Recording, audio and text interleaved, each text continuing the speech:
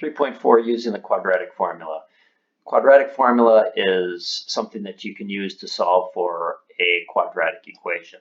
So far we've talked about graphing, and the solutions are the x-intercepts, taking the square root of both sides where you don't have a middle term, factoring, completing the square, and now we're focused on the quadratic formula. There is a quadratic formula, and it looks like this.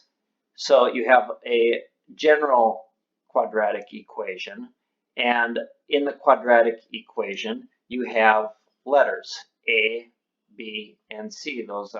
These are the coefficients, and c is the constant. And those letters a, b, c are put into the formula, and as you calculate the formula, that's what your solutions are. For example, we're going to start by putting this in the general form, which means I have to subtract 5 from both sides of the equation. Now you know that your a is equal to 1. 1 times x squared is x squared. Your b equals 3, and c is equal to negative 5. Negatives are extremely important here. You want to be very careful. X equals negative.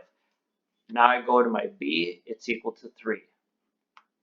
Plus or minus, and all I'm doing is substituting this into this formula here.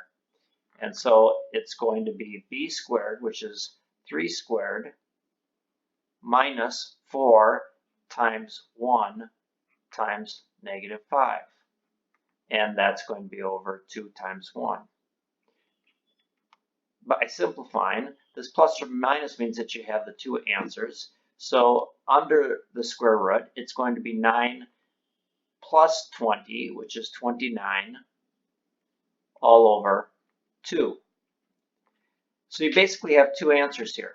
X equals negative 3 minus square root of 29 all over 2.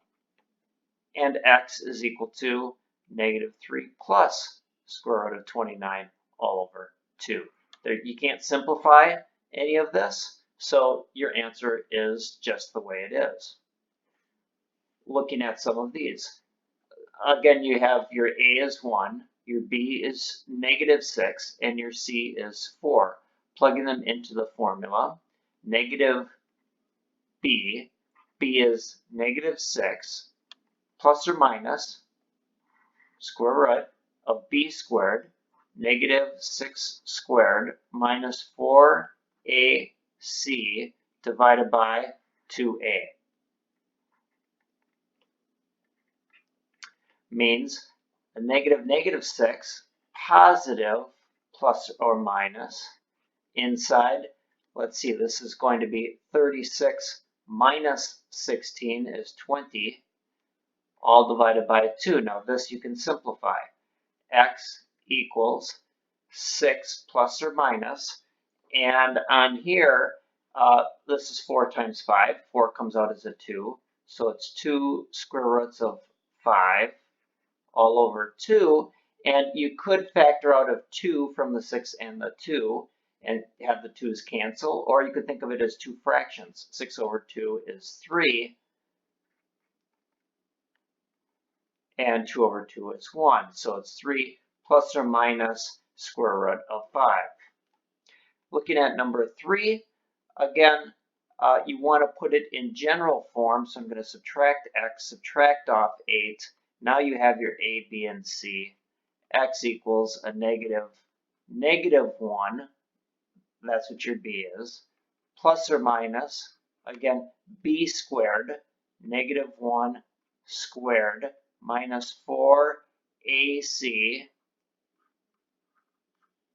all over 2a.